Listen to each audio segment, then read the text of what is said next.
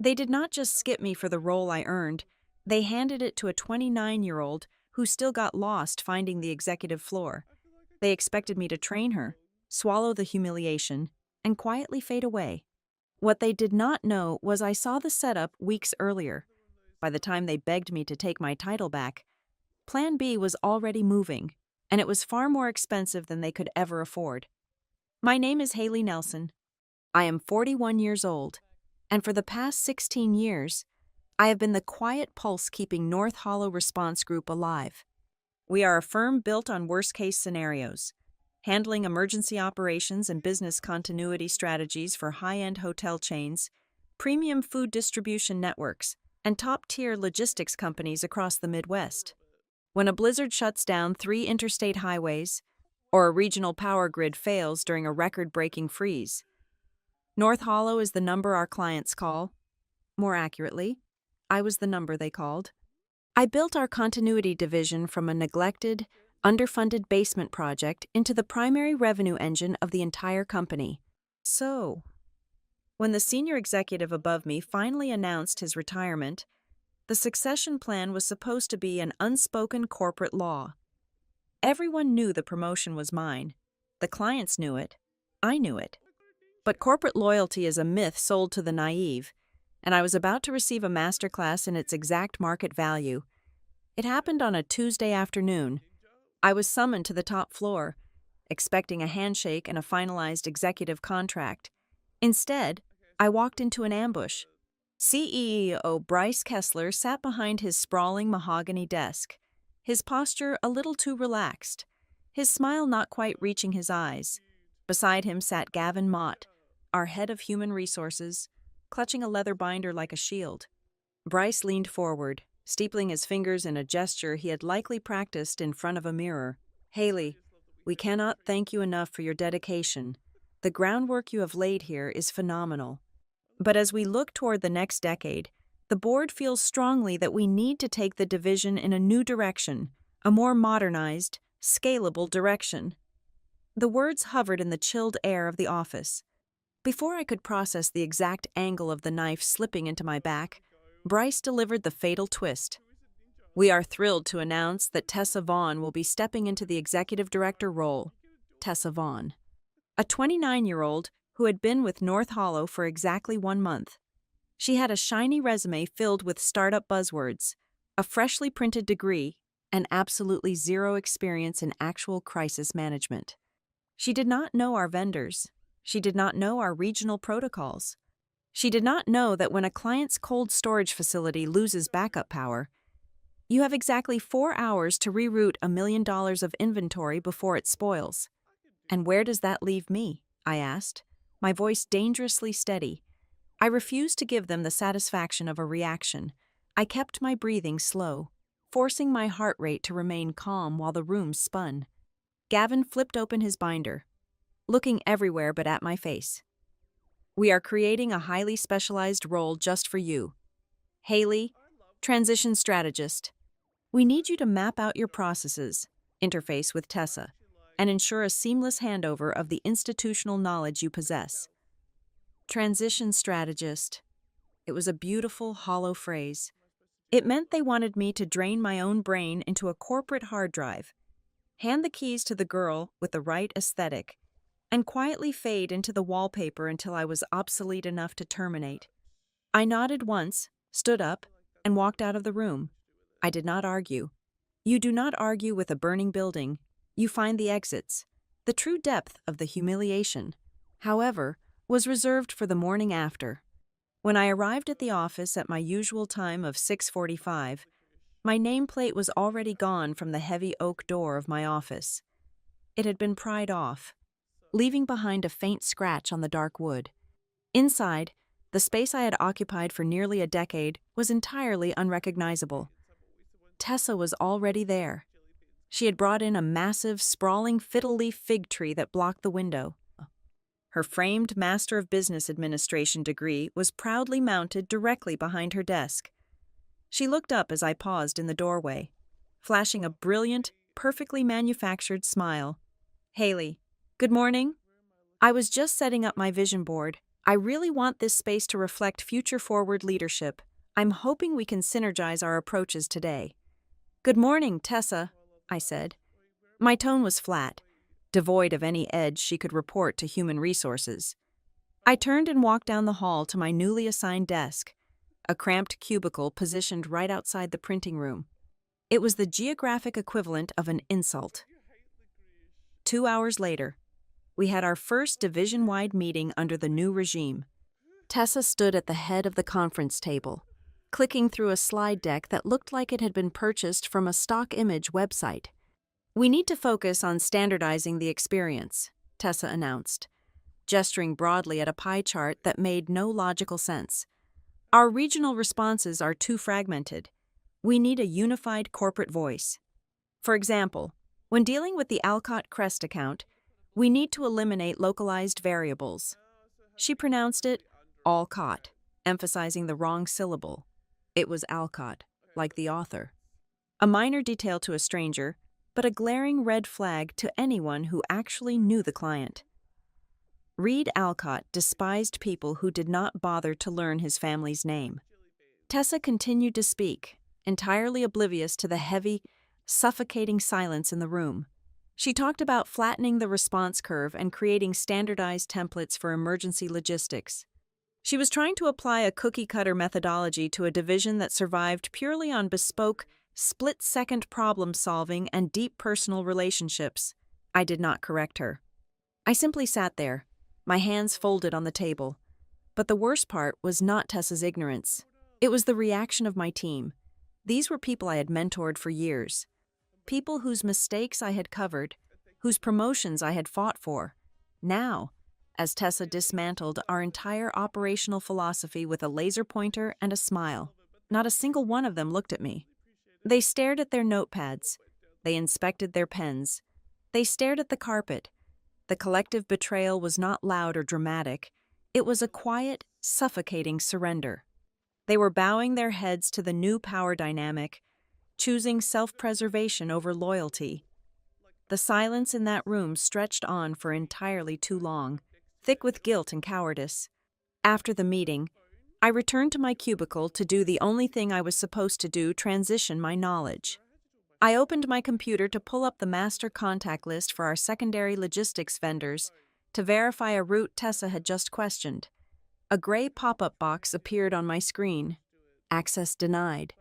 I frowned. I navigated to the shared drive holding the upcoming board packets. Access denied. My pulse finally began to quicken.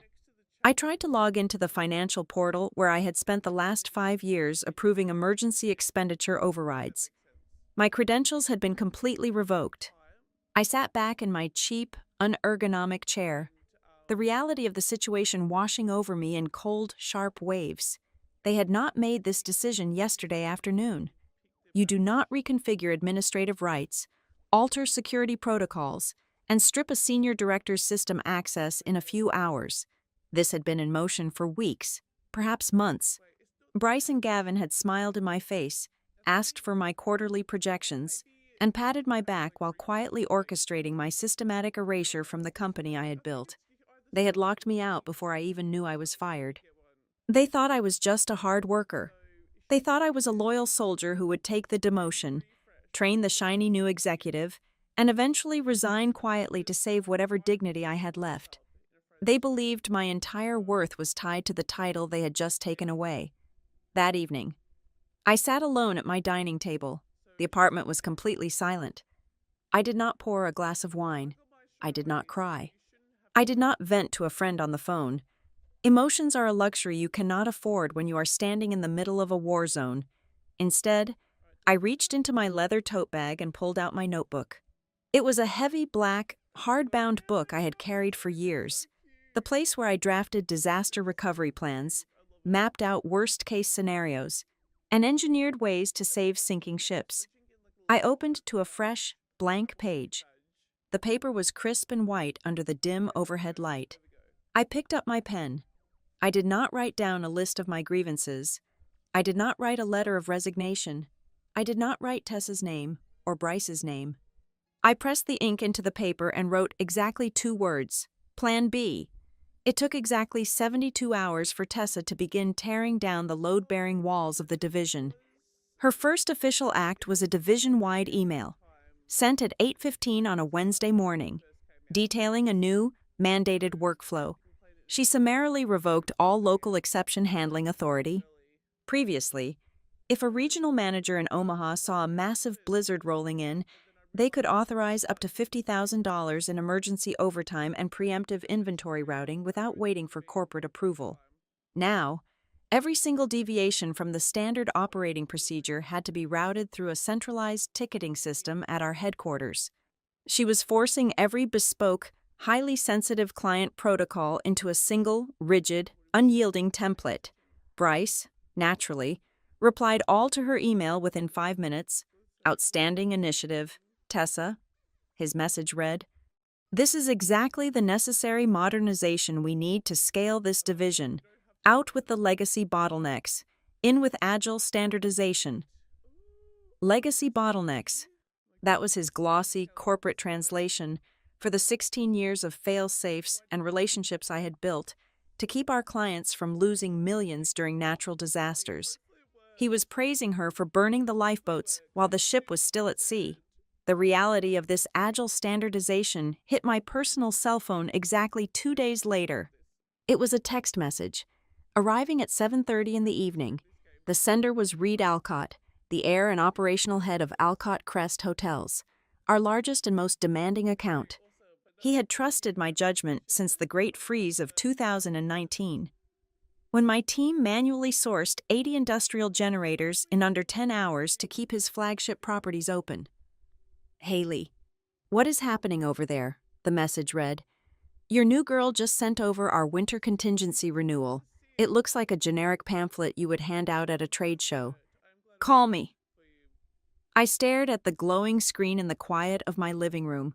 Reed paid us $3.5 million a year, not just for emergency response, but for absolute, ironclad assurance that his luxury properties would never experience a disruption visible to a paying guest. A generic pamphlet was not just poor service. It was a profound insult. I wanted to call him. I wanted to tell him they had locked me out. But I was technically no longer his account executive, and complaining to a client was a breach of contract that would cost me my severance. Instead, I typed a careful, legally ambiguous reply. I am transitioning to a strategic role. Reed, Tessa is your point of contact now. I am sure she will be happy to walk you through the new framework. I hit send, knowing exactly how a man like Reed would react to a corporate buzzword like framework. The next morning, the hidden machinery of my demotion began to expose itself. I was at my desk, quietly reviewing a vendor routing table that I still had read-only access to, when I noticed a massive compliance flag being pushed through the system. Tessa was aggressively fast-tracking a new dispatch software integration. The vendor was Harrogate Systems. I felt the blood freeze in my veins, my hand pausing on the mouse. Harrogate. 6 months ago, Bryce had pushed that exact contract onto my desk for final executive approval. I had audited their software and flatly refused to sign off on it. Their system relied on a rigid, algorithmic queue that entirely stripped away human intervention. In a real crisis, when an interstate collapses or a port strikes, algorithms fail because they cannot negotiate. You need a human operator who knows which secondary trucking company owes them a favor, or which warehouse manager will open the doors at 2 a.m. Harrogate removed that mechanism entirely, replacing operators with an automated ticketing queue. I walked to the break room to get coffee, my mind racing. Owen Pike, our senior finance director and one of the few people who still had the courage to make eye contact with me, was standing by the sink, pretending to read the notices on the bulletin board.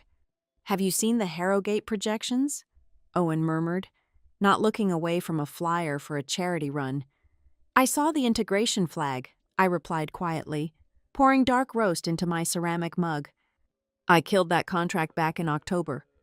Bryce revived it on Monday, Owen said, his voice dropping to a barely audible whisper. Tessa signed the preliminary agreement yesterday. The upfront savings look phenomenal on her PowerPoint slides. a 25% reduction in operational overhead. But Haley, the back-end logic is a nightmare. If the system lags during a live event, the penalty clauses in our client master service agreements will trigger immediately. We are looking at losing millions of dollars in retention penalties just to save $400,000 on software licensing. It was not just the financial risk. It was the deliberate narrative they were building to hide it. Later that afternoon, Marisol Trent, our lead data analyst, cornered me near the elevators. Her usually calm, analytical demeanor was entirely gone. She looked terrified. "They are scrubbing the dashboards," she said, her eyes darting down the hallway to ensure no one was listening. Tessa asked me to adjust the parameters on the regional response times for the upcoming board packet. She wants us to exclude weather anomalies from the average ticket resolution metric. Our entire business model is based on weather anomalies. "Marisol," I said softly, my tone completely flat. "I know," she whispered, her hands shaking slightly. "But if I filter them out, her new centralized approval process looks like it is operating at 99% efficiency. If I leave the real data in, it shows a delay of over 4 hours per ticket. The new system is making the problems look smaller, so no one questions the Harrogate rollout at the quarterly meeting." I took a slow, deep breath. The picture was now painfully complete. The final confirmation came during our Friday afternoon operational review. Tessa was leading the meeting, standing in front of a massive projection screen displaying Marisol's sanitized, entirely fictional data. She was glowing with the unearned confidence of someone who had never had to look a furious client in the eye. "As you can see," Tessa beamed, pointing a laser pointer at a sharply climbing green line, "by routing all logistical approvals through the Chicago hub, we have decreased redundancy by 30%. Furthermore, our integration with Harrogate will automate the Tier 2 logistics for the Alcott properties by Q3. She paused, waiting for the room to validate her brilliance. The room was dead silent. I sat at the far end of the long conference table, my hands resting neatly on my closed black notebook. "Tessa," I said. My voice was completely calm, devoid of anger or malice, yet it sliced through the quiet room like a scalpel. She looked at me, her manufactured smile tightening at the corners. "Yes, Haley. Do you have some transition feedback for the group?" "Just a minor operational detail," I replied, holding her gaze with terrifying stillness. "The Alcott properties do not utilize Tier 2 logistics. They operate on a custom active cold chain protocol due to their fine dining imports. Automating them through a standard Tier 2 queue will breach their service level agreement within the first 24 hours. I did not elaborate. I did not explain how to fix the routing. I did not offer to call Reed to smooth it over. I simply stated the catastrophic fact and let it hang heavily in the air. Tessa's face flushed a deep, mottled red. She looked down at her tablet, then back at the screen, desperately scrambling to find a corporate buzzword to cover her sheer ignorance. But she had nothing. The silence in the room returned, but this time it was not the silence of collective cowardice. It was the suffocating, heavy silence of 30 seasoned professionals watching their new leader realize she was steering a massive ship directly into a reef she did not even know existed. I did not say another word for the rest of the meeting. I simply watched her drown in her own presentation. As I walked back to my desk, the final, lingering layer of my humiliation evaporated, replaced by a cold, calculating clarity. I had spent the entire week thinking I had been replaced because I was too old, too expensive, or simply out of favor with the new executive regime. I had thought it was about Tessa being younger, more pliable, and cheaper to employ. I was completely wrong. I was not removed because I was not good enough. I was removed because I was the only person in the building with the authority, the operational knowledge, and the spine to say no to the Harrogate system. Bryce needed that vendor contract signed. He needed those artificial short-term savings to boost the quarterly metrics, likely to secure his own executive bonus or force through a larger board mandate. I was standing directly in the way of his slide deck, so he brought in a pawn who did not know any better. He wrapped his reckless agenda in the glossy, unimpeachable language of digital transformation and modern leadership, using a shiny new executive to blindly rubber stamp a disaster. This was no longer a petty corporate squabble over a corner office and a parking spot. The conflict was not between me and Tessa Vaughn. Tessa was just a blunt instrument Bryce had picked up to clear his path. The real war was between the absolute, gritty truth of how things actually worked when the world caught fire, and a hollow, destructive conspiracy wrapped in a tailored suit. And while Bryce thought he had smartly neutralized his only threat, he had actually done something much worse. He had entirely freed me from my loyalty. It took exactly 3 weeks for the theoretical damage on Tessa's pristine spreadsheets to manifest into tangible, catastrophic reality.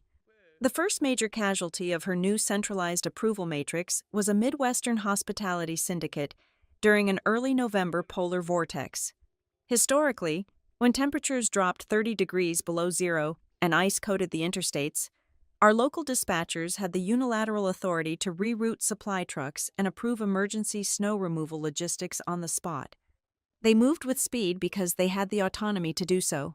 Under Tessa's newly implemented protocol, every single operational deviation had to be logged into the Harrogate portal and approved by a Tier 1 manager sitting in our climate-controlled headquarters.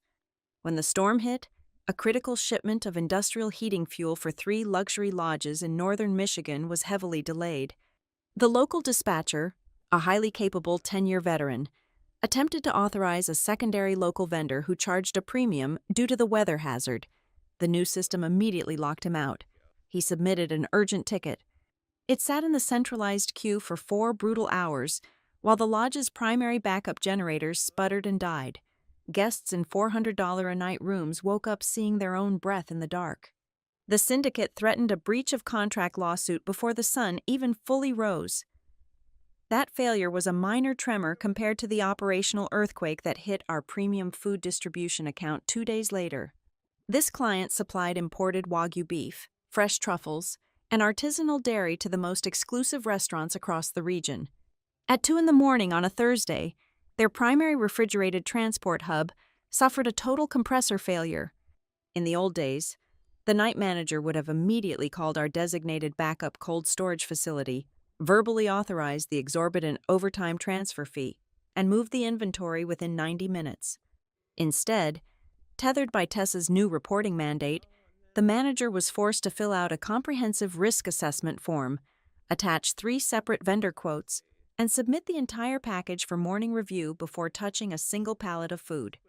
By the time a digital transformation specialist at our headquarters finally approved the transfer at 8:15 in the morning, the internal temperature of the holding facility had been sitting above the safe zone for 6 agonizing hours. $250,000 in premium perishable goods had to be written off and destroyed. The client did not just threaten a lawsuit. They demanded an immediate in-person audit of our entire operational capability and threatened to pull their entire account portfolio. Tessa's response to these compounding disasters was a masterclass in corporate delusion. Instead of recognizing that her rigid system was actively choking our response times, she blamed the human element. She called an emergency all-hands meeting, her voice tight with an artificial, practiced authority. "What we are seeing across the board is a textbook resistance to innovation," she announced, pacing at the front of the room. "The Harrogate system is functioning exactly as designed. The issue is a localized failure to adhere to the correct submission protocols. To ensure better compliance moving forward, I am instituting a secondary daily reporting requirement. All regional managers will now submit an end-of-day summary detailing every single ticket they entered and a justification for why." She was pouring gasoline on a team that was already drowning. She was forcing exhausted crisis managers to do more administrative work to justify the very system that was preventing them from doing their actual jobs. The energy in the room did not explode into open rebellion. It simply collapsed inward. Our division had once operated like a highly trained strike team, moving with precision, pride, and mutual respect.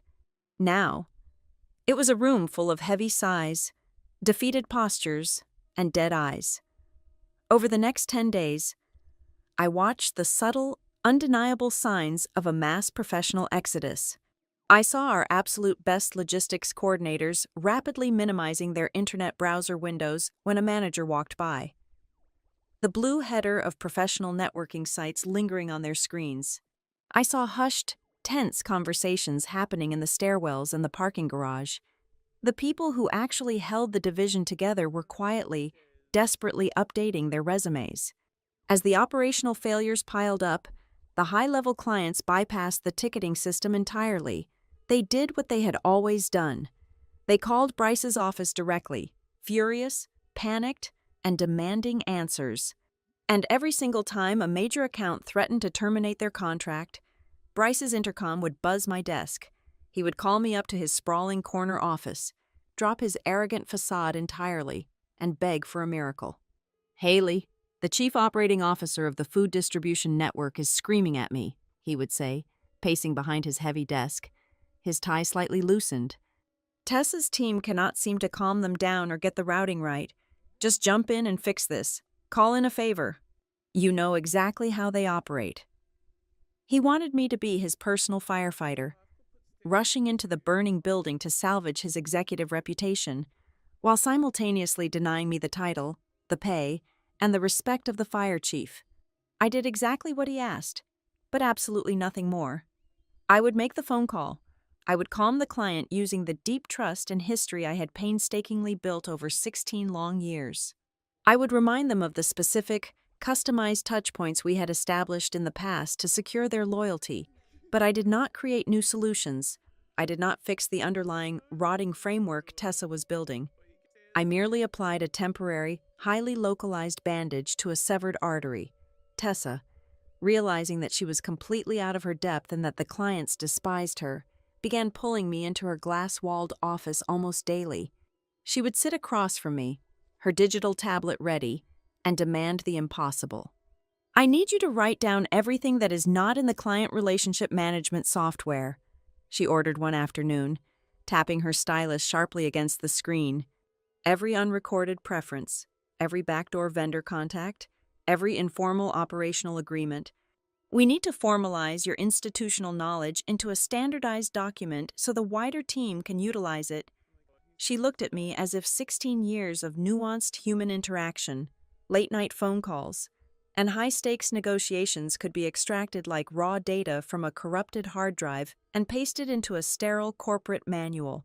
"I have already uploaded all contractual obligations, approved vendor lists, and standard operating procedures to the shared drive.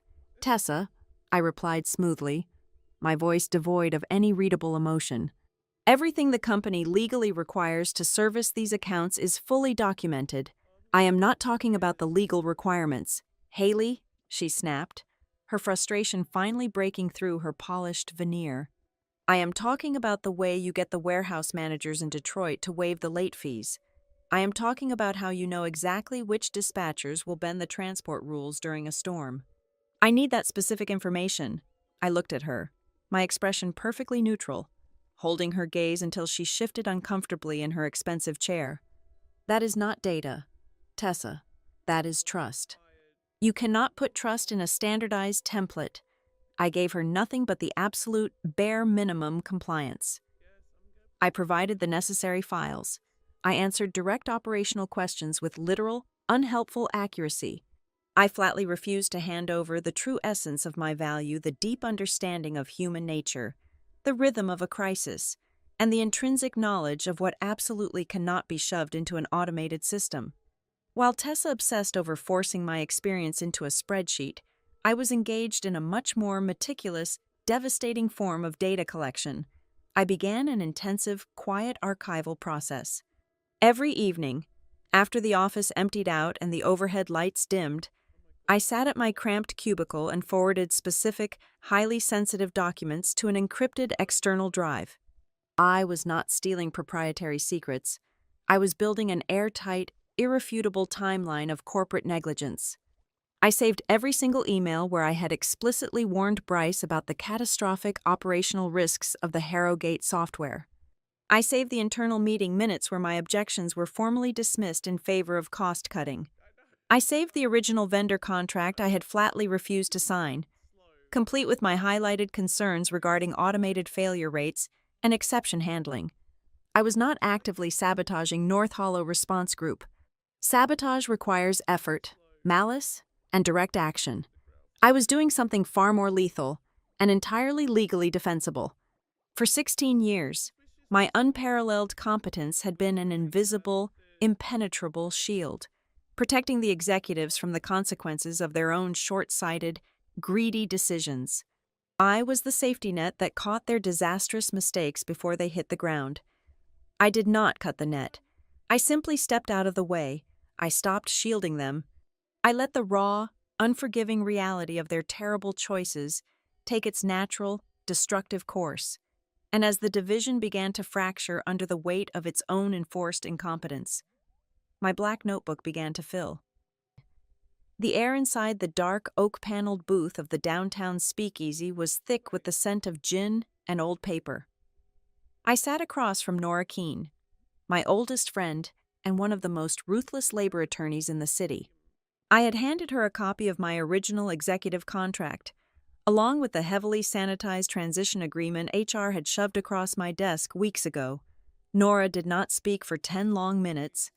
She just traced the lines of ink with her manicured fingernail, her eyes scanning the dense legalese with predatory focus. "This is not a restructuring, Haley," Nora finally said, tapping the heavy glass of her bourbon on the wooden table. "This is a highly calculated excision. Look at Clause 4, Section B. They are demoting you exactly 3 months before your next major equity vestment in the continuity division.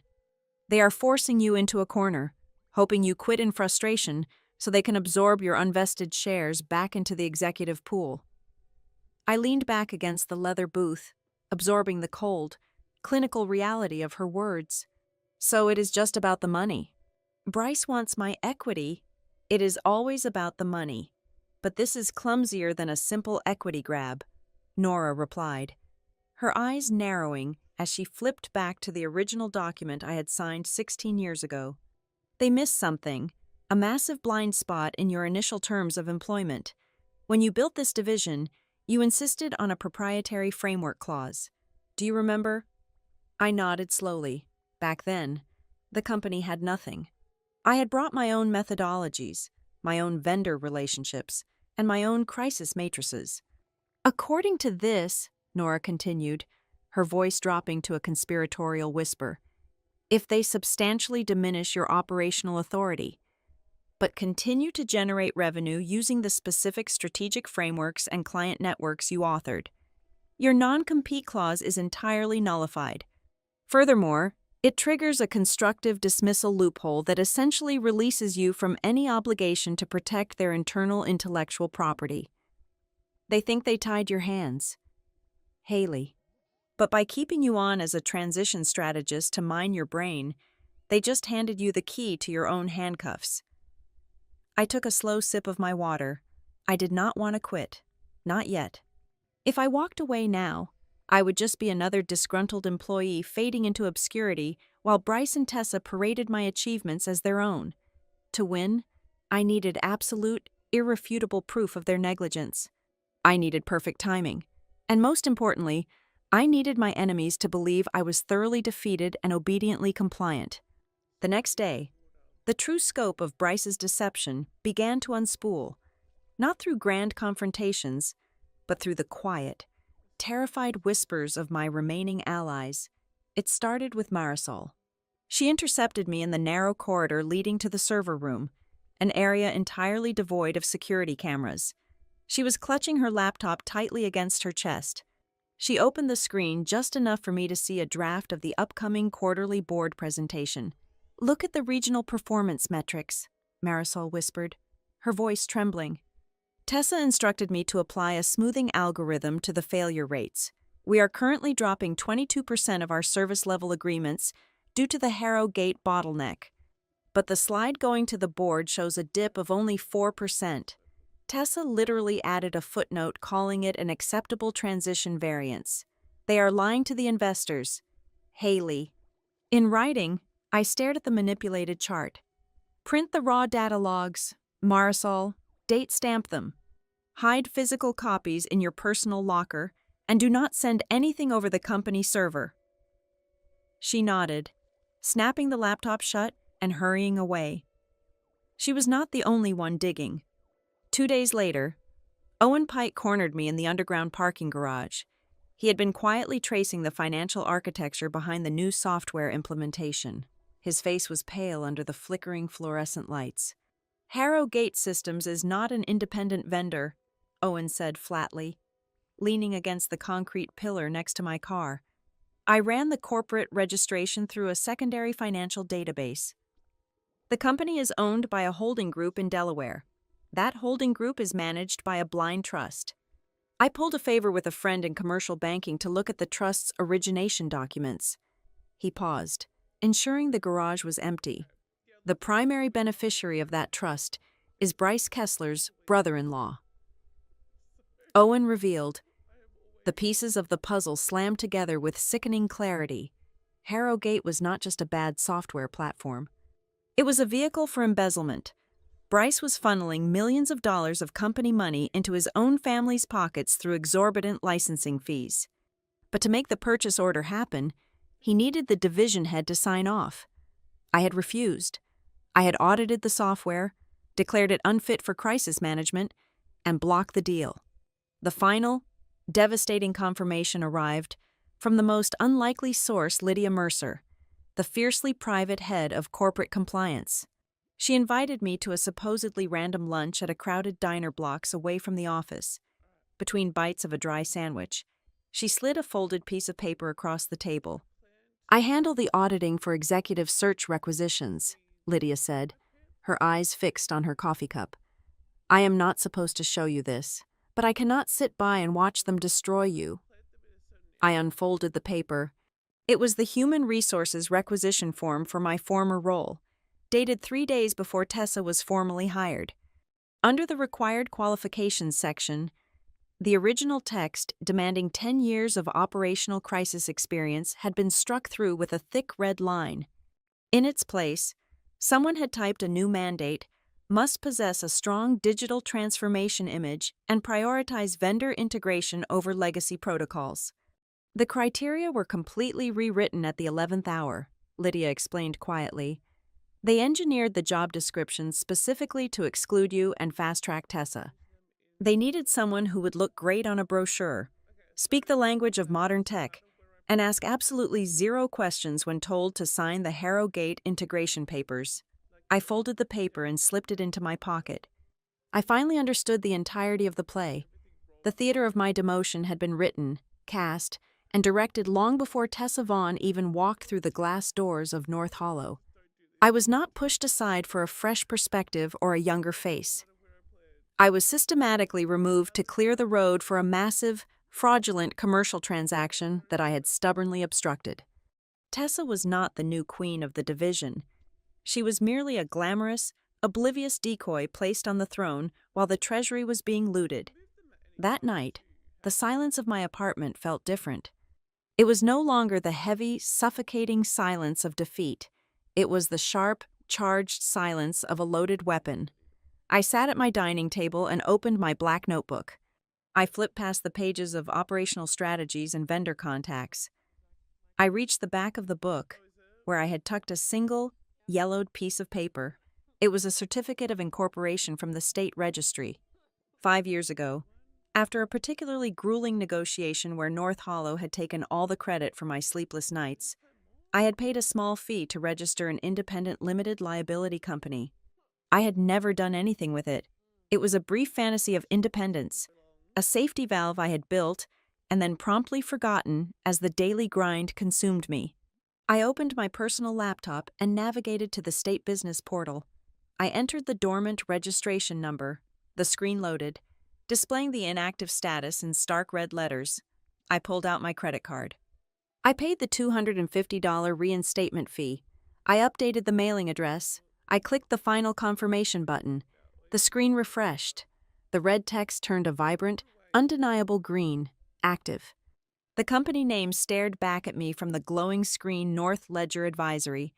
For the first time since this nightmare began, a genuine smile touched the corners of my mouth. Plan B was no longer just a coping mechanism.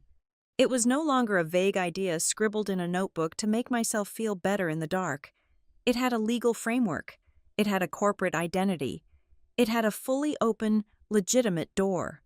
I closed the laptop and looked out the window at the distant city skyline. Bryce Kessler and his board of directors thought they had buried me alive. They thought I was trapped in a cubicle, silently choking on my own pride while they dismantled my life's work. They had absolutely no idea that down in the dark, I was not suffocating. I was building an empire from the ground up, and I was about to pull the earth right out from under them. The ambient noise of the operations floor had shifted from a productive hum to the frantic, chaotic pitch of a sinking ship. It was shortly after 3 o'clock on a Tuesday afternoon. I was quietly at my cubicle, logging my required administrative hours, when Tessa's shadow fell across my keyboard. She looked terrible. The flawless corporate veneer she had worn like armor for the past month was visibly cracking. Her designer blazer was wrinkled, and her eyes held the wide, hollow look of someone who had just realized their parachute was not going to open. "In my office," Tessa said. Her voice was thin, lacking its usual performative authority. "Right now." I followed her into the corner office that used to be mine. The giant fiddle-leaf fig tree she had brought in was already dropping brown leaves onto the expensive rug. A perfect, tragic metaphor for her tenure. She closed the heavy oak door and leaned against it, breathing rapidly. "What is going on with the Alcott expansion?" she demanded, crossing her arms tightly across her chest. "I just got off the phone with their procurement director. They are completely freezing their portfolio expansion for the next fiscal year. They refuse to sign the continuity addendum unless they speak with someone who actually understands their infrastructure. I offered them the premium Harrogate tier. I offered to waive the onboarding fees. It does not make sense." She stepped away from the door, pacing frantically behind the desk. "Bryce told me this division was a structural disaster. He said everything was bloated, disorganized, and barely functioning under the old leadership. He promised me that if I just applied my standardized matrix, the margins would correct themselves automatically." I sat down in one of the leather guest chairs, smoothing my skirt with deliberate slowness. I watched her unravel. "What else did Bryce tell you?" I asked, my voice as calm and flat as a frozen lake. Tessa ran a hand through her perfectly styled hair, ruining the severe part. "He said replacing you was already cleared from the absolute top. He told me the board wanted you gone because you were a legacy bottleneck. All I had to do was come in, execute the vendor integration, and I would be shielded from any operational fallout. I was supposed to be the architect of a new era. Now I am spending my entire day apologizing to furious hotel managers who cannot get emergency fuel deliveries during a freeze." I looked at her, truly looked at her, for the first time since she had taken my nameplate off the door. She was not a mastermind. She was not the brilliant new queen of the division. She was bait. Bryce had found someone arrogant enough to believe she could fix a machine she did not understand, and naive enough to sign her name to a fraudulent software contract without reading the source code. "Did you ever ask to see the original workflow audits?" I asked quietly, letting the question hang in the air. "Did you ever question why an external digital transformation consultant was the one who drafted your specific job description instead of our human resources department?" Tessa froze. "What are you talking about?" Before I could answer, my cell phone vibrated in my pocket. I pulled it out. It was a secure message from Lydia Mercer in compliance. She had sent a heavily encrypted attachment. It was a scanned copy of the board meeting minutes from exactly 6 weeks ago, long before Tessa was even interviewed. I opened the file. There, listed clearly under the executive succession plan, was my name. I had been unanimously approved by the executive committee to take over the division, but on the second page, an addendum had been stapled in at the last minute.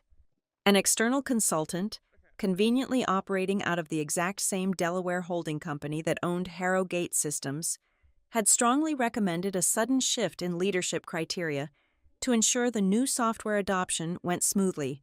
My name was crossed out in dark ink. Tessa's profile parameters were heavily outlined. I looked up from the screen. Meeting her panicked gaze. You were never brought here to lead. Tessa. You were brought here to sign purchase orders that I refused to sign.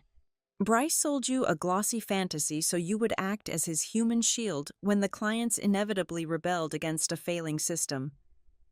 She stared at me, her mouth slightly open, the realization slowly draining the remaining color from her face. She sank into the leather chair behind the desk, her posture entirely defeated. He set me up, she whispered into the quiet room. I am just a placeholder. My phone vibrated again. A direct text message from Reed Alcott appeared on my screen. Your new director is a massive liability. The message read, We are freezing the expansion contract immediately. If you are planning an exit strategy, Haley, I expect to be your first phone call. I am not leaving my properties in the hands of an automated algorithm and a child. 10 minutes later, another message arrived from the chief operating officer of our largest premium logistics account. They echoed Reed perfectly. They were terminating their service-level agreement the moment the penalty clause expired. They did not trust the North Hollow brand anymore. They trusted the person who always answered the phone at 2 a.m. when their supply chain collapsed. For 16 years, they had not been buying the corporate logo on the letterhead. They had been buying my absolute reliability. I sat in the quiet office, surrounded by Tessa's frantic energy and the dying leaves of her expensive plant. I looked at the heavy oak desk that I had coveted for so long. I had spent a decade and a half sacrificing my nights, my weekends, and my peace of mind to earn the right to sit behind that specific piece of wood. I had believed the lie that if I worked hard enough, the institution would eventually reward me with power. But looking at the terrified 29-year-old sitting in that chair, completely manipulated and abandoned by the men who put her there, the illusion shattered entirely. The chair was worthless. The title was a trap. The entire corporate structure was a rotting house built on a foundation of lies and embezzlement. Bryce had weaponized my loyalty against me, and when that failed, he had weaponized Tessa's ambition. If I fought to expose Bryce internally, if I went to the board of directors and demanded my rightful promotion, what would I actually win? I would win the supreme privilege of cleaning up a massive, fraudulent mess. I would win the right to beg furious clients to trust a brand that had actively tried to deceive them. I would be fighting for a kingdom that was already burning to the ground. Right then and there, the nature of my vengeance shifted completely. The anger evaporated from my chest, leaving behind a cold, absolute, and terrifying clarity. Plan B was no longer a strategy for mere survival. It was no longer a desperate attempt to stay and reclaim what was mine. It was an extraction mission. I was going to leave at the exact right moment, and I was going to take the only things of actual value in this entire company with me. I was going to make Bryce Kessler realize that true value and real power never resided on an organizational chart. I stood up, slipping my phone back into my pocket. I did not offer Tessa comfort, but I did not offer her cruelty either. She was just another victim of the same predator, even if she had been a willing, arrogant accomplice in her own delusion. What do I do? Tessa asked, her voice cracking with genuine fear. If the Alcott account leaves, Bryce will fire me to appease the board. He will blame the entire operational failure on my transition strategy to protect himself. Yes, I agreed softly, looking down at her. He will. That is exactly what a shield is designed to do. It absorbs the impact, so the person holding it does not have to. I walked toward the door, my hand resting on the cool metal of the handle. Haley, wait, Tessa pleaded, standing up. Help me fix this. Just tell me how to stabilize the routing network. Tell me who to call. I looked back at her over my shoulder, my expression perfectly serene. I cannot fix it, Tessa. You cannot apply a standardized formula to a burning building. You just have to know when to walk out the front door. I left her sitting in the heavy silence of her stolen office. As I walked down the hallway, my posture was straighter than it had been in months. The battle for the continuity division was officially over. I was no longer fighting for a seat at their table. I was going to build my own table, and I was going to take all of their best guests with me. The week after Tessa's breakdown in her office, my entire strategy shifted from passive observation to active construction. I stopped avoiding the clients and started scheduling quiet, one-on-one breakfasts and coffee meetings. I framed these appointments as routine quality assurance, a standard check-in from the transition strategist to ensure the new operational matrix was serving their needs. In truth, I was conducting a highly localized, deeply calculated stress test on corporate loyalty. I met Reed Alcott at a quiet, wood-paneled steakhouse downtown. He ordered black coffee and looked at me across the pristine white tablecloth. I gave him the standard, sanitized corporate script. I told him I wanted to ensure his properties were feeling fully supported during this structural adjustment. Reed laughed, a harsh, short sound that cut through the quiet murmur of the restaurant. "Do not insult my intelligence, Haley," he said, setting his cup down sharply. "North Hollow is currently a massive liability. I am holding off on the cancellation clause right now purely because it would cost me a fortune to onboard an entirely new vendor before the first major snowfall. But listen to me carefully. If you step outside and hang your own shingle, I want a proposal on my desk the very next morning." Over the next 2 days, I had nearly identical conversations with the vice president of our largest cold chain logistics account and the chief operations officer of a regional hospital supply network. They did not care about the North Hollow brand. They did not care about Bryce Kessler's glossy brochures. They cared about the fact that I was the one who had kept their supply lines alive during the hurricane 2 years ago. 3 separate pillars of our revenue stream looked me in the eye and delivered the exact same message. If I built it, they would follow. I needed to make sure my departure was absolutely bulletproof. I spent a Saturday morning sitting at Nora Keene's kitchen table, surrounded by highlighters and printed legal statutes. Nora was clinical and unapologetically ruthless. "You cannot take a single piece of company property," Nora instructed, pointing a silver pen at me. "No client lists downloaded to a thumb drive, no proprietary algorithms, no internal pricing models. You leave with absolutely nothing but your purse and your brain?" "What about the non-compete clause?" I asked, looking down at the dense contract. "Because they fundamentally altered your job description and removed your executive authority without cause. The non-compete is virtually unenforceable," Nora explained, a sharp, predatory smile forming. "But we must be pristine. You cannot solicit them while you are still on the North Hollow payroll. They have to come to you, or you have to wait until your resignation is formally accepted. You take your reputation, your experience, and the relationships you built with your own 2 hands over the past 16 years. That is legally yours. Everything else stays in the burning building." The following Wednesday, I asked Owen Pike and Marisol Trent to meet me at a diner 3 blocks away from the corporate headquarters. We sat in a back booth, the red vinyl seats cracked and worn. I did not give them a grand emotional speech. I simply told them that North Ledger Advisory was legally active, fully funded by my personal savings, and preparing for a potential operational launch in the next 30 days. Owen stirred his coffee slowly, staring into the dark liquid. "Bryce is going to try to destroy you," he said quietly. "He can certainly try," I replied, keeping my voice perfectly level. "But I will not ask either of you to take that risk.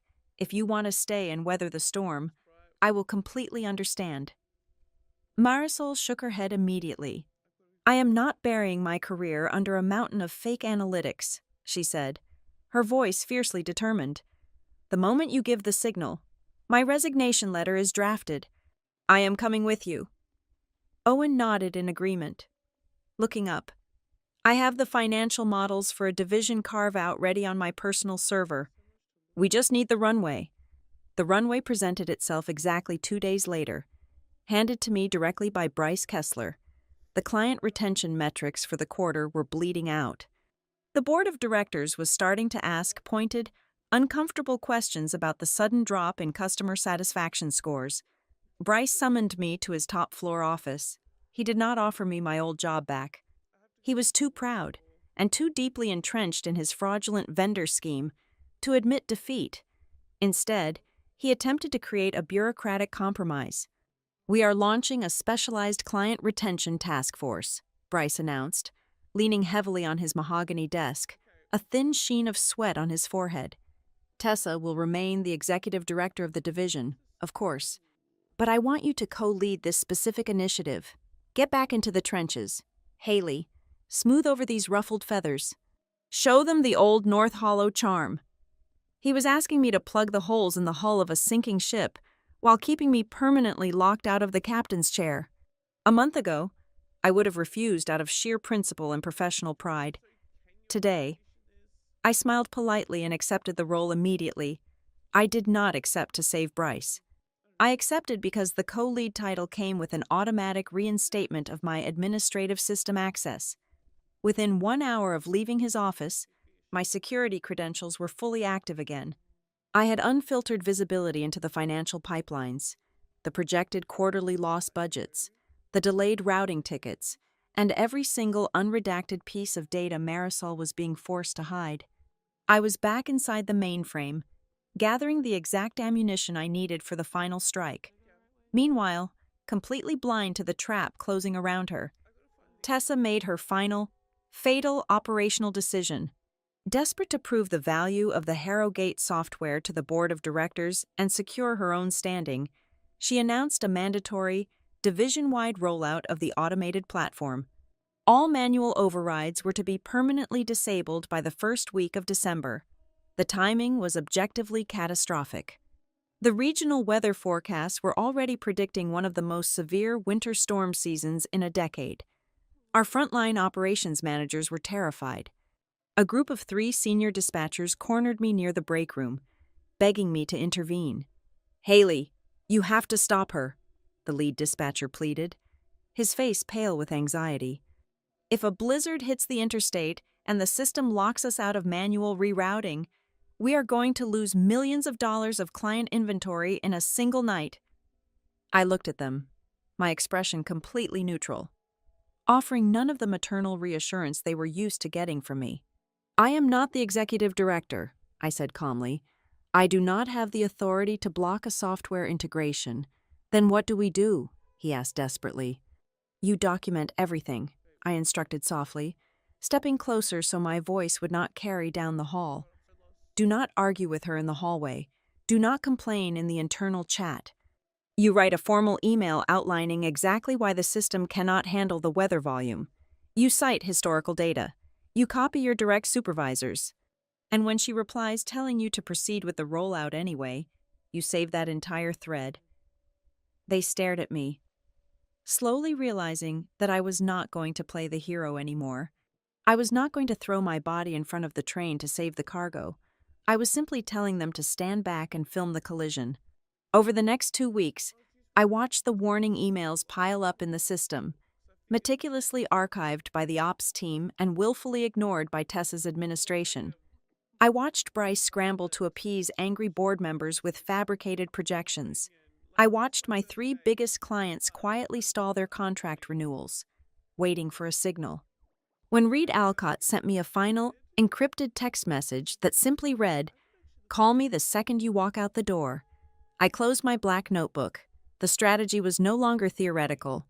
The trap was set, the evidence was secured, and the escape route was perfectly paved. Plan B had a fully operational runway. All I needed now was the perfect storm to force their hands. The polar vortex did not arrive quietly. It descended upon the Midwest late Thursday evening, plunging temperatures to -25 degrees within a span of 4 hours.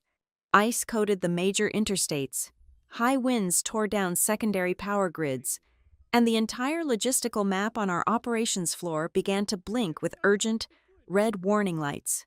This was the exact scenario our division was built for. It was the ultimate, unforgiving test of our crisis capabilities. And it hit exactly 48 hours after Tessa had permanently disabled all manual overrides to force the entire company onto the Harrogate software. The resulting catastrophe was not a slow leak. It was a spectacular, instantaneous systemic collapse. By Friday morning, the centralized ticketing queue at our Chicago headquarters was utterly paralyzed. We had over 800 emergency dispatch requests backlogged in the system. because local branches no longer had the authority to process localized exceptions. Highly trained dispatchers in Ohio, Minnesota, and Wisconsin were forced to sit on their hands, staring helplessly at computer screens while trucks idled and supply chains froze. The first major domino to fall was the premium food distribution network. 6 of their cross-country transport trucks, carrying a combined total of $4 million in perishable luxury imports, were trapped behind a massive pileup on Interstate 94. The refrigeration units on the trailers were failing under the extreme external cold. The local route manager knew a private, climate-controlled warehouse just 3 miles off the exit. In the past, he would have authorized a $20,000 emergency towing and storage fee on the spot to save the cargo. Instead, he was forced to submit a Tier 1 exception form through Harrogate. The automated system rejected the private warehouse because it was not in the pre-approved vendor matrix. It demanded 3 competitive bids for alternative routing. While the algorithm searched for non-existent, cheaper options in a frozen wasteland, the refrigeration units finally died. $4 million of inventory turned to garbage on the side of the highway. Then came the true nightmare. Alcott Crest Hotels was hosting a massive, highly publicized global financial summit at their flagship property in Illinois. The regional power grid failed at noon. Their primary backup generators engaged immediately, but due to the unprecedented cold, the fuel consumption rate doubled. They needed an emergency diesel replenishment by midnight, or the entire hotel, filled with 700 high-net-worth guests, would go completely dark. Reed Alcott's on-site team attempted to trigger their customized rapid response fuel protocol. The Harrogate system, unable to process the bespoke, unstandardized logic of the contract, routed the urgent request into a general supply queue. It assigned the ticket to a fuel vendor located 3 states away, entirely ignoring the local, emergency-only supplier I had vetted and kept on retainer for a decade. The operations floor was a war zone of ringing phones and frantic shouting. I stood near the main projection screen, my arms crossed, watching the catastrophic failure metrics climb higher with every passing second. Bryce Kessler burst onto the floor, his face flushed a deep, violent shade of red. He dragged the senior operations team into the glass-walled conference room, leaving the door cracked open so his panicked voice echoed across the cubicles. "This is an unprecedented weather disaster," Bryce yelled, slamming his hand onto the conference table. "We communicate this to the clients as an act of God. The infrastructure is failing everywhere. It is not our software. It is the storm. Get the public relations team on the line to draft a force majeure declaration immediately." I walked quietly into the conference room and placed a heavy, organized stack of printed papers directly in front of him. "What is this?" Bryce snapped, glaring at me. "That is a documented chain of 42 separate warning emails from the regional dispatch managers, sent over the last 3 weeks, I said, my voice cutting through his hysteria with cold precision. They explicitly state that taking away local override authority would result in catastrophic routing failures during a major freeze. The system is functioning exactly as it was programmed to function. You cannot blame God for a bottleneck you intentionally coded into the network." Bryce stared at the papers, his mouth opening and closing as the undeniable, legally binding reality of his negligence stared back at him. He had no spin left. He had no buzzwords to hide behind. I left him hyperventilating over the documents and walked toward Tessa's office. The blinds were drawn, but I opened the door without knocking. Tessa was sitting on the floor behind her massive oak desk, her knees pulled up to her chest. She was weeping, her makeup smeared down her face, her breathing jagged and shallow. The glossy, unearned arrogance she had paraded around the office for the last 2 months was completely eradicated. She looked exactly like what she was, a terrified young woman who had just crashed a plane she was never qualified to fly. She looked up at me, her hands trembling violently.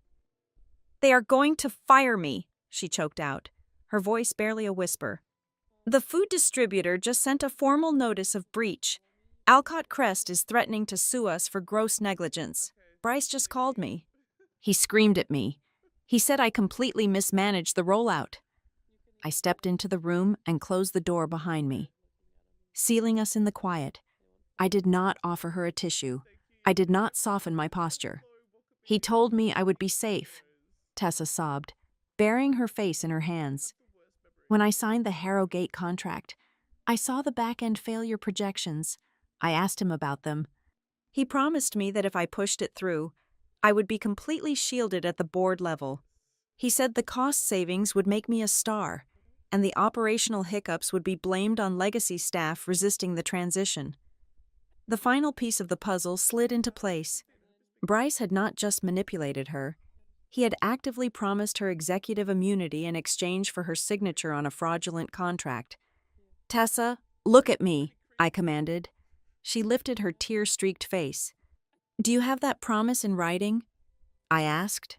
"No," she whispered. "It was a private dinner, but he sent me text messages pushing me to ignore the dispatcher warnings. He sent emails telling me to expedite the rollout regardless of the risk. Save every text message, email, and verbal directive you can remember," I said, my tone absolute and unyielding. "Forward them to a secure personal server immediately. Take screenshots. Print physical copies. Do it right now." She stared at me, wiping her eyes, the sheer gravity of my instruction taking hold. She was no longer my rival. She was no longer the arrogant interloper who had stolen my office. She had just been officially drafted as the primary witness for the prosecution. I turned and walked back out onto the chaotic operations floor. The division was tearing itself apart. Supervisors were screaming at monitors. Dispatchers were desperately trying to reach vendors on their personal cell phones, bypassing the locked corporate system entirely. Bryce emerged from the conference room, looking completely hollowed out. He stood in the center of the room, demanding updates, shouting orders that nobody was listening to because his orders meant nothing when the system was dead. He was the chief executive officer, but in the face of a true disaster, his title was entirely meaningless. He had absolutely zero operational value. Then, a strange, undeniable phenomenon began to sweep across the floor.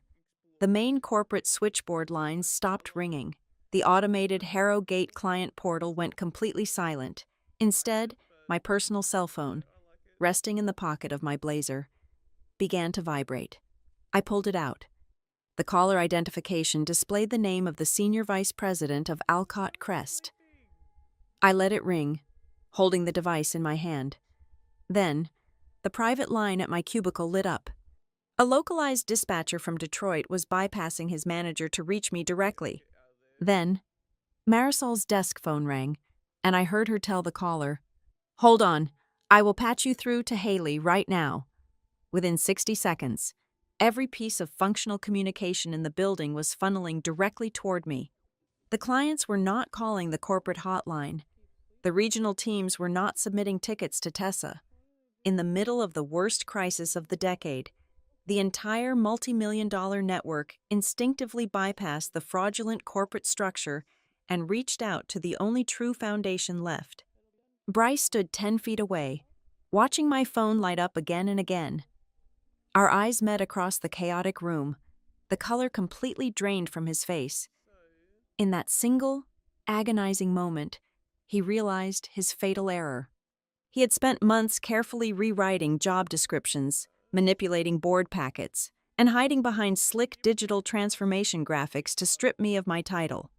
But watching the entire industry bypass his authority to beg for my help, Bryce Kessler finally understood his greatest fear.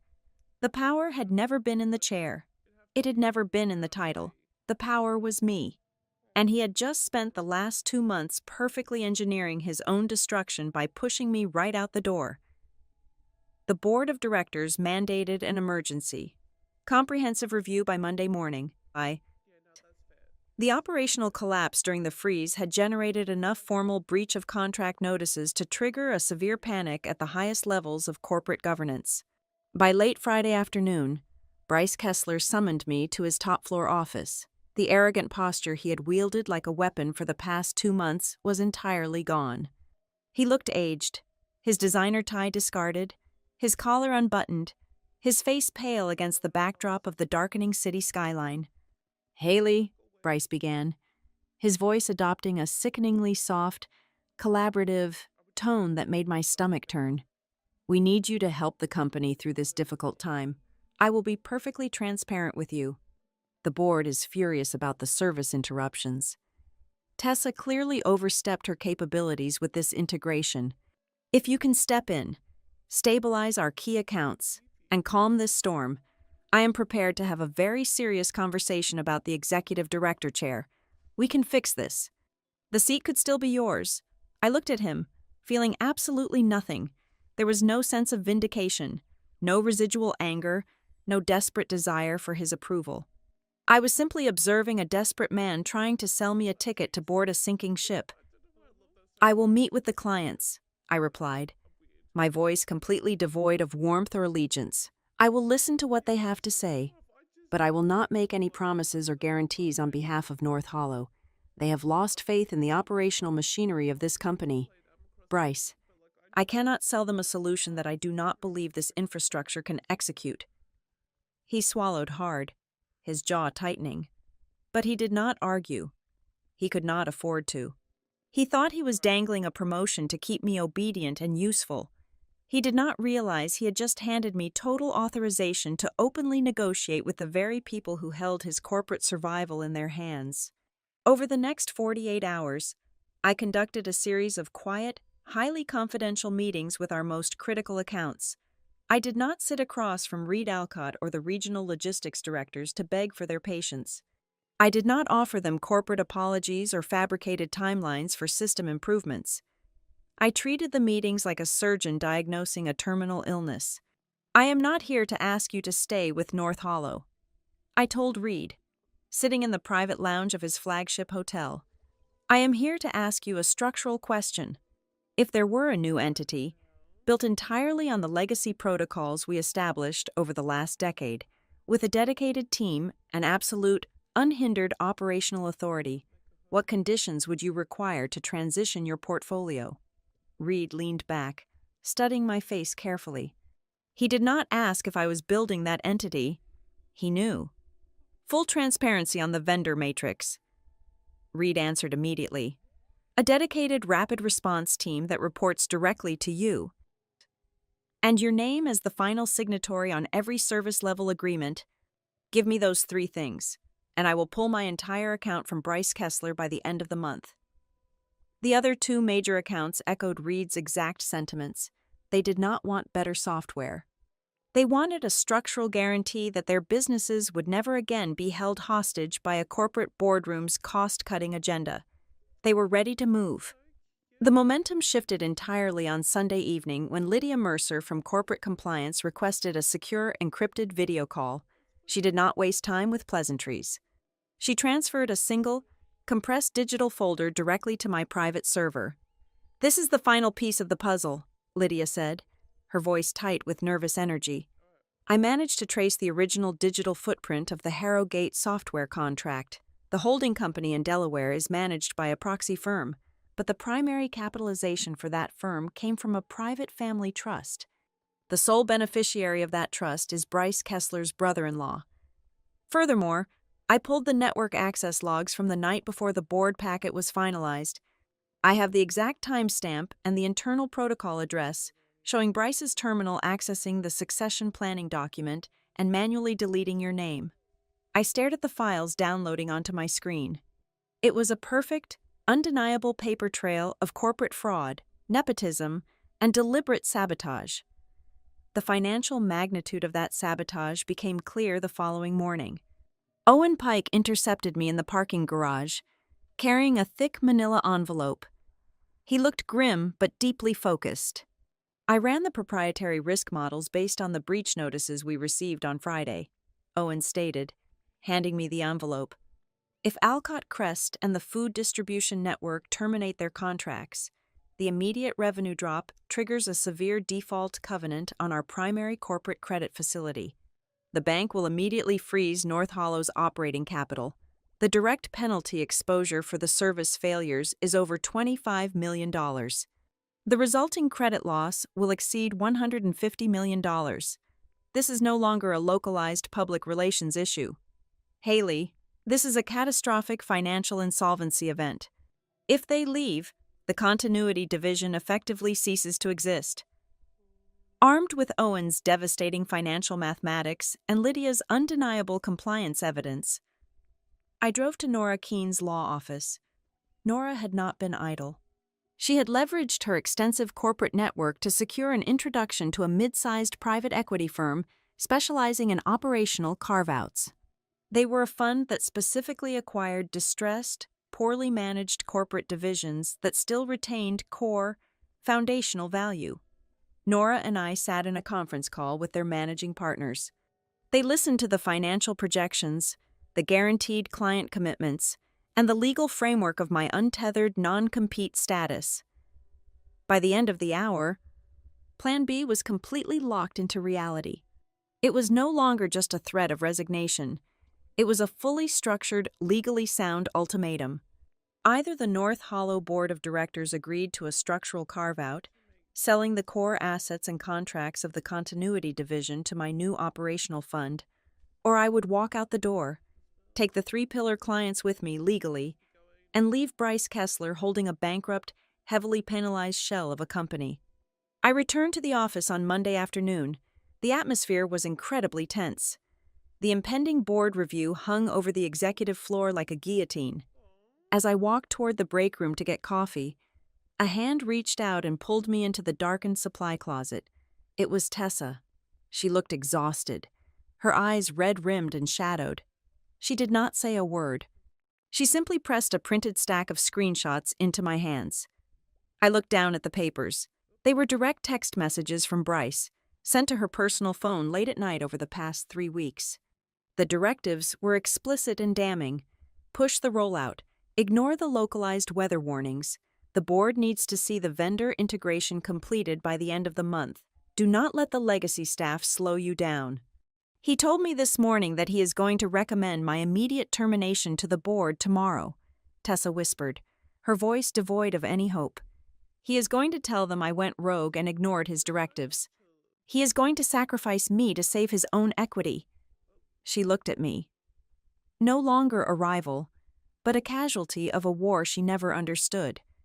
She had surrendered her final weapon to the only person who actually knew how to use it. "Thank you, Tessa," I said softly. Folding the papers and sliding them into my jacket pocket, I stepped out of the closet and walked back onto the operations floor.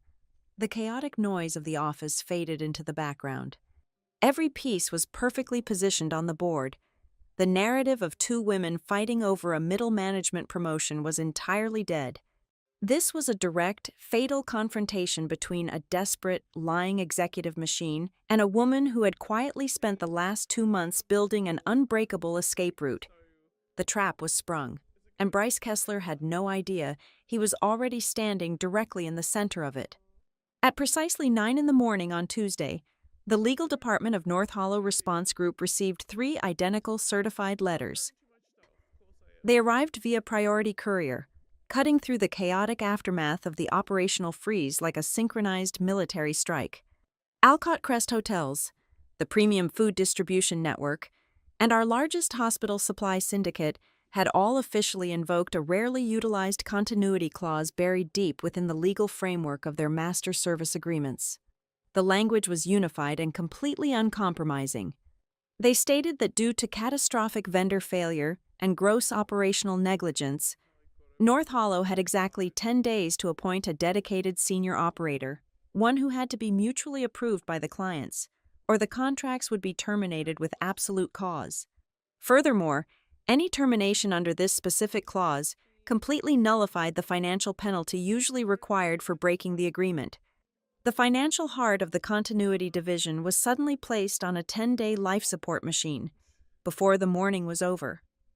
Marisol Trent and Owen Pike quietly approached my cubicle. They did not carry files or pretend to discuss quarterly analytics.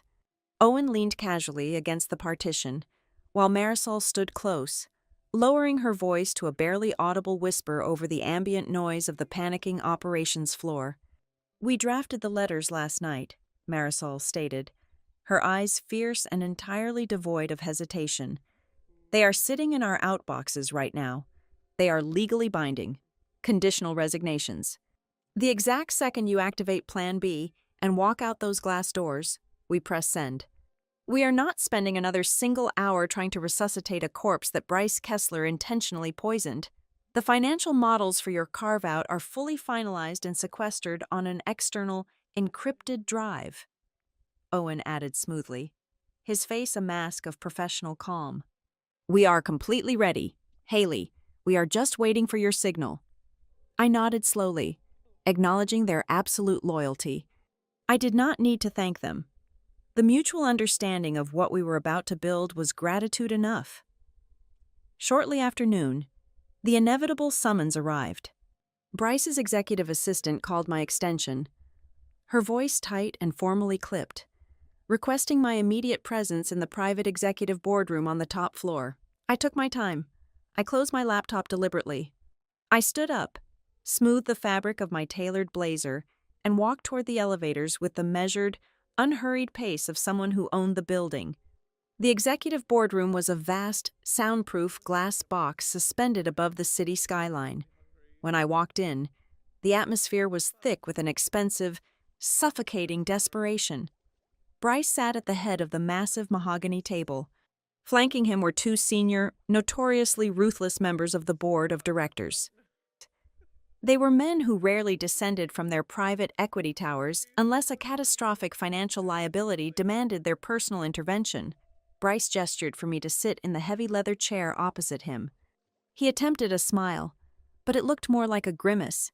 He was sweating, a thin, undeniable sheen of panic coating his forehead. Haley, thank you for coming up on such short notice, Bryce began, his voice dripping with a sickeningly smooth, collaborative tone. We have been reviewing the operational incident reports from the weekend. The board and I have come to a unanimous realization. The transition strategy was fundamentally flawed. Tessa Vaughn clearly lacks the granular, localized expertise required to run this specific division. We need your leadership to guide the company through this incredibly difficult weather anomaly. He paused, leaning forward, placing his hands flat on the polished wood. He was preparing to offer me the world he had stolen from me.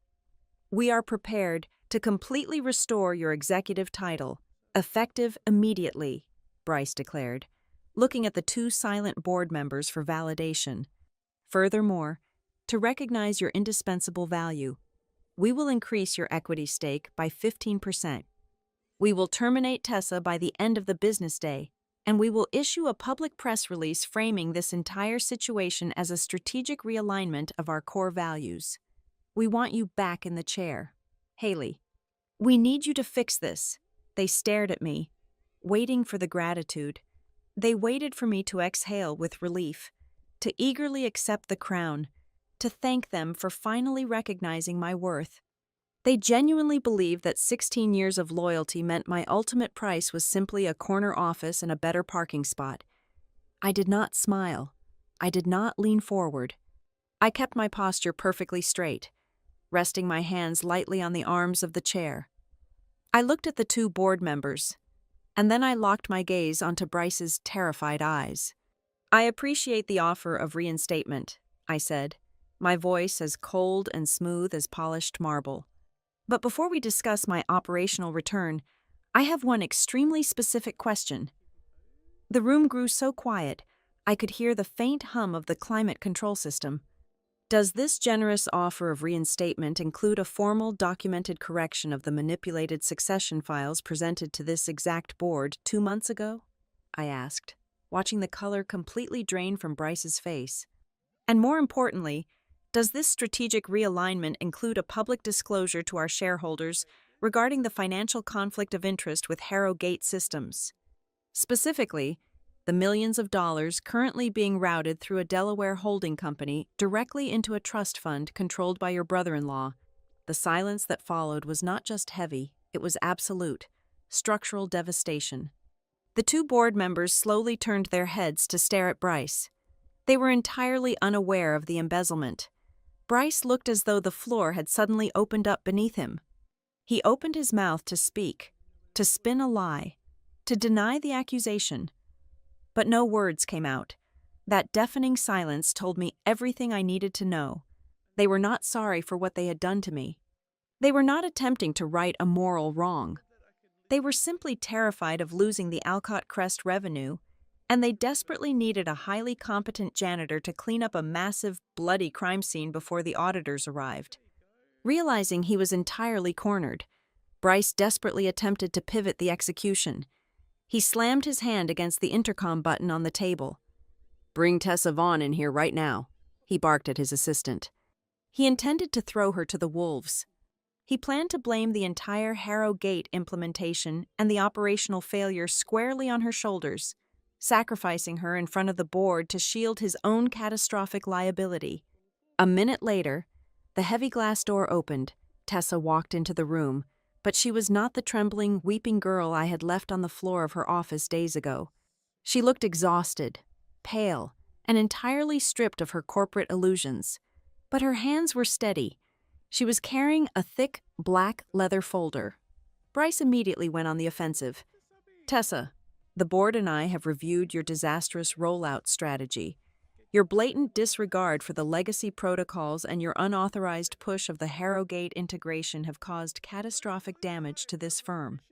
Your employment is terminated, effective immediately." Tessa did not flinch. She did not cry. She walked directly to the center of the mahogany table, opened the black folder, and began laying out printed documents in perfect, neat rows in front of the two board members. "I did not authorize the push," Tessa stated, her voice remarkably clear, echoing with the flat tone of a woman who had absolutely nothing left to lose. "I was following direct written orders from the chief executive officer. Here are the printed emails from Bryce instructing me to ignore the localized weather warnings. Here are the screenshots of his text messages, sent to my personal cell phone at 11 o'clock at night, demanding I finalize the vendor integration to hide the system flaws from the quarterly audit. And here is a signed affidavit stating that he promised me complete executive immunity if I acted as the sole signatory on the Harrogate purchase orders." She looked directly at Bryce, her expression completely empty. "I am not taking the fall for your embezzlement. I am just the bait you used to catch yourself." The meeting instantly mutated from a desperate human resources negotiation into a catastrophic, company-ending governance explosion. The senior board member on the left pulled his reading glasses from his breast pocket and picked up the printed text messages, his face hardening into a mask of pure corporate fury. Bryce sank back into his chair, entirely paralyzed, watching his entire empire burn to ashes on the surface of the conference table. I slowly stood up from my leather chair.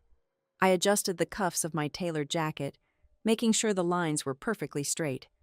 Bryce looked up at me, his eyes wide, silently begging me to intervene, to use my legendary crisis management skills to somehow put the fire out.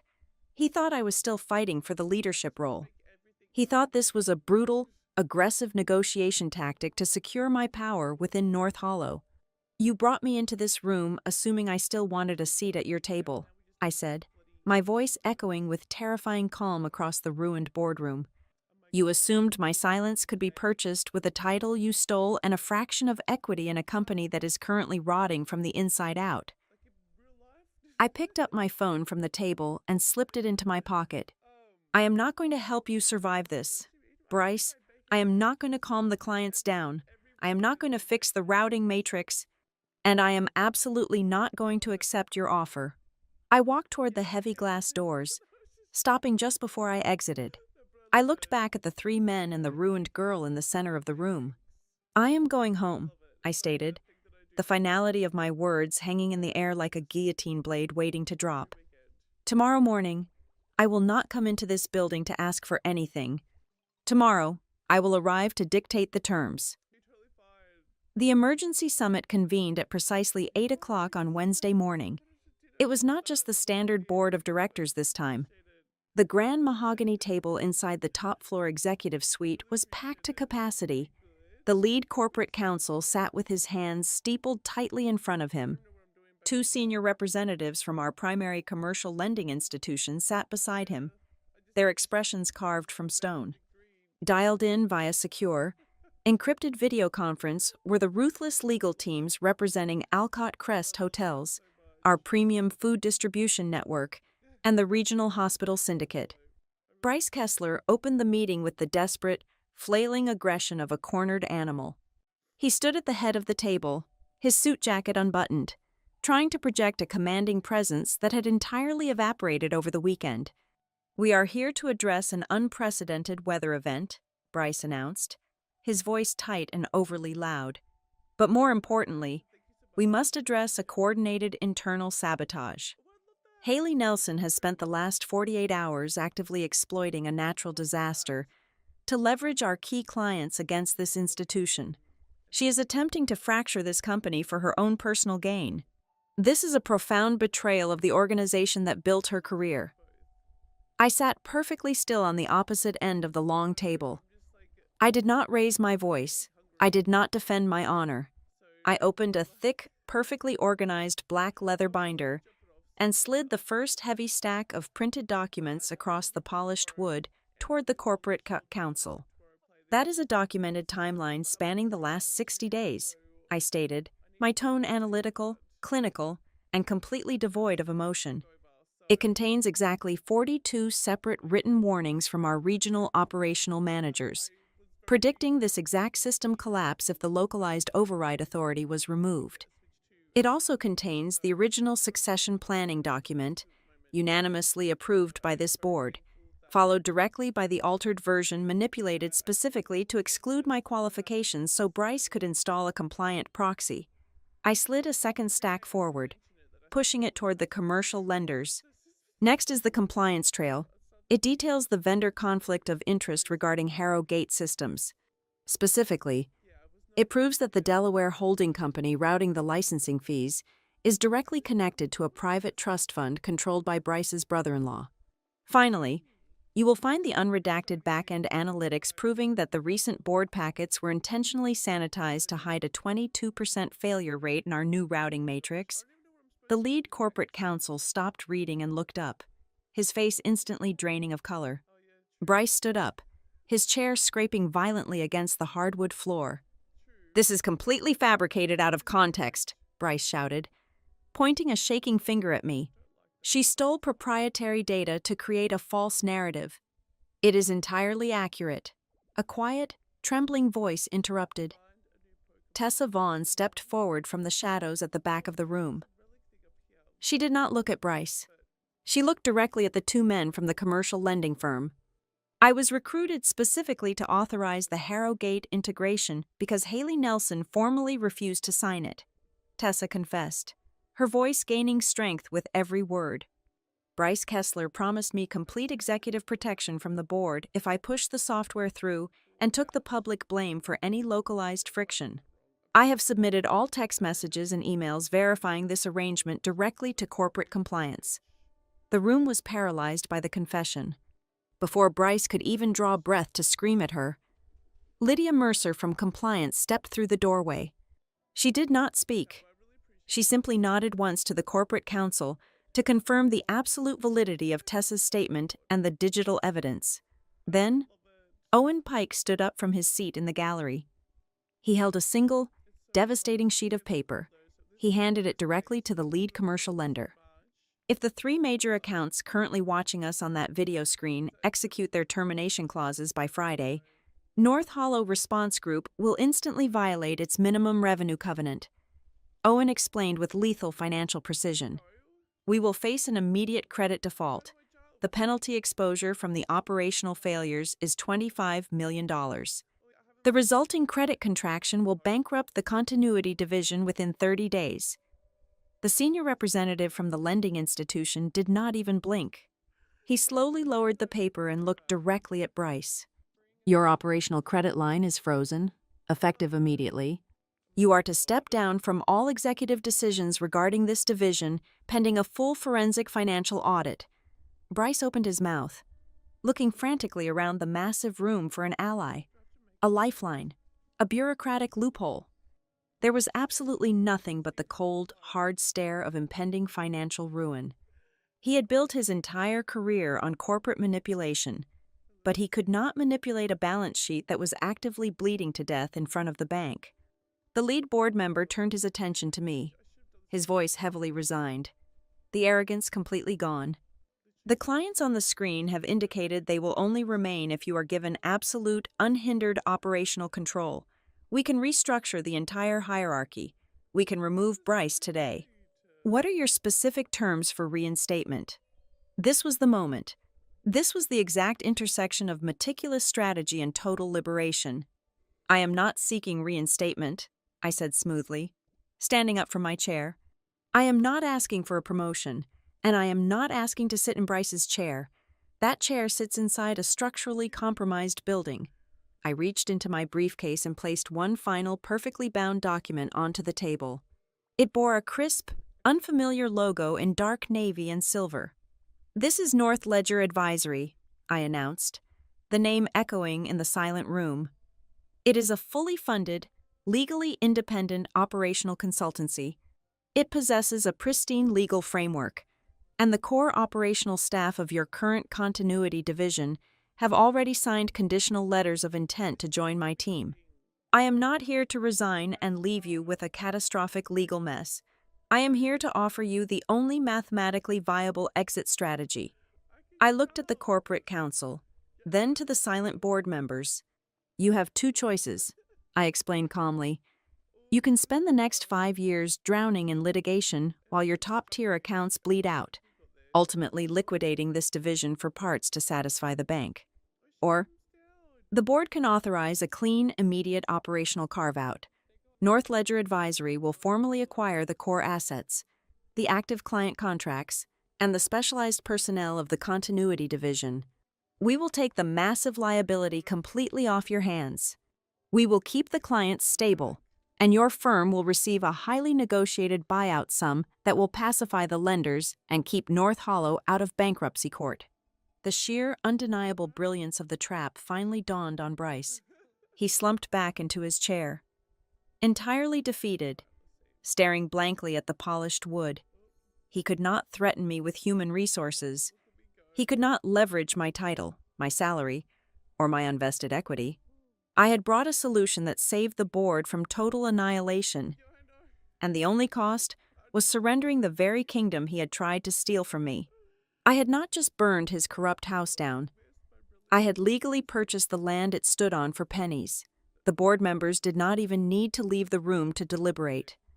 They looked at the furious, unforgiving clients on the screen, the frozen credit line, and the airtight evidence of financial fraud. They chose corporate survival. They agreed to the terms of the carve-out on the spot. Bryce Kessler was quietly forced into early retirement by the end of the week. His exit stripped of any financial golden parachute due to the impending federal compliance investigation. Tessa Vaughn signed a comprehensive non-disclosure agreement, received a modest severance package to ensure her silence, and quietly vanished from the corporate landscape.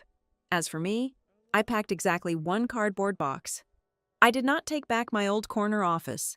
I walked out of the glass doors of North Hollow Response Group and never looked back.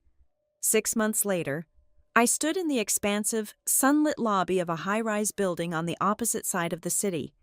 The morning sun poured through the massive, floor-to-ceiling glass windows, illuminating the sleek, brushed steel letters mounted prominently on the reception wall North Ledger Advisory. I held a cup of dark coffee, watching the floor buzz with focused, purposeful, and brilliant energy. Owen Pike was walking out of a glass conference room, laughing comfortably with the chief financial officer of Alcott Crest Hotels. Marisol Trent was pointing at a massive digital monitor, running true, unfiltered predictive analytics for the upcoming winter storm season. Every single one of my elite dispatchers, the dedicated veterans who knew exactly how to bend the rules to save our clients, were sitting at their state-of-the-art desks, working in an environment built entirely on trust, respect, and absolute competence. There were no meaningless corporate buzzwords spoken here. There were no hidden vendor contracts draining our resources. There was absolutely no one who could ever call me into a room and strip away my life's work with a single, arrogant sentence. I took a slow, deep breath, feeling the absolute, undeniable weight of true power. They thought they stole my future. All they really did was force me to build one they could never control. Thank you so much for listening to my story today. I would love to know where you are tuning in from. So please leave a comment below so we can connect and share our thoughts. If you enjoyed this journey, please subscribe to Boss Revenge Stories, like the video, and support the channel by hit the like button so this story can reach even more people.